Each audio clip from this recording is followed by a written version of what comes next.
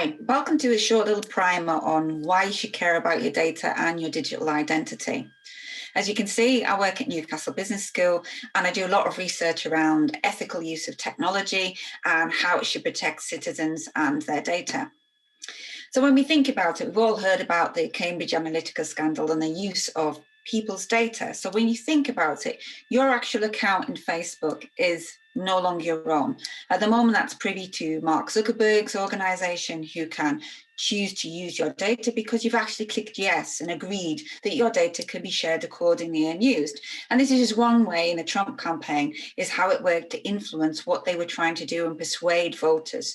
So if we think about that in a wider context, whenever you go onto a website, whether you want to see the latest product or the latest technology, just think carefully before you click on the yes and agree and give your data protection away. Who's going to use it? What are they going to do with your data? Is it in your best interest to share that data? And then what happens? Can people clone it? Can people use your data for surreptitious purposes?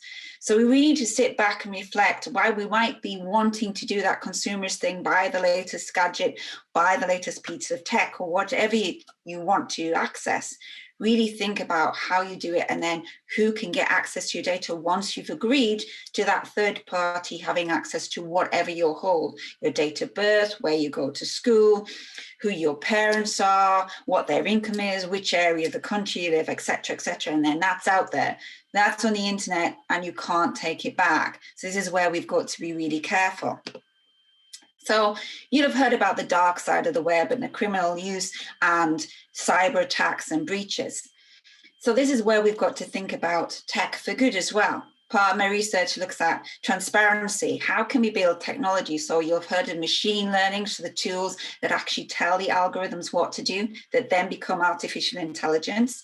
And as Ava Lovelace said a while ago, AI and machine learning are only at the stage where they can only do what we tell them to do as humans. So if you think about your education in school, while you're learning about technology and gathering data and testing it and maybe building your own algorithms or working beyond that and programming for some of you, you've got to think about what you're putting in, because that's what will come out at the other end. The AI is not so advanced yet as it can do its own thinking yet, but it will be coming with quantum computing, etc.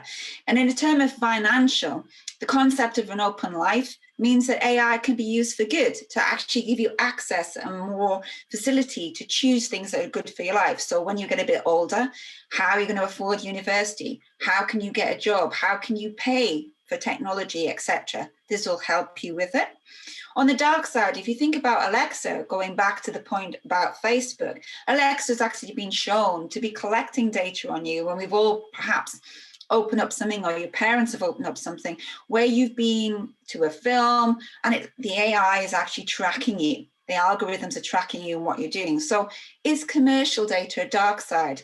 Who's using it? The tech giants have actually got control over it at the moment. And this is why the Tech for Good is pushing to open this up so everybody can gather the data and use it. So why is that good? Why would that be good for everybody to share the data in a fair and transparent way? Because then we can learn what data can help us with education, where there's flaws in technology, how we can help with health, and etc. and so forth, and to stop the criminals, to think like a criminal in order to stop them.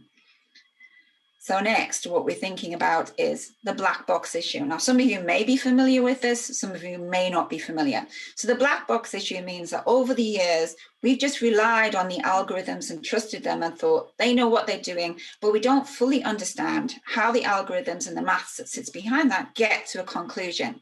So a working example is when you get older and you're going towards university and you're being tested for, say, financial services to get a loan, a student loan.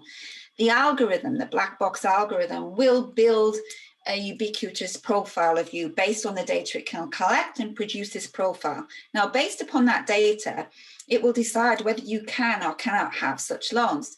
Now, this might be biased in terms of, as I said before, as Ada Lovelace said, what data set that the machine learning is trained upon will produce the outcome. So this might go against you in terms of where you live, who your parents are, what their projected income is. As we've seen with the A-level results only this year, actually areas that were deprived were penalized through this black box algorithm, that they were expected to do worse than people in more affluent areas.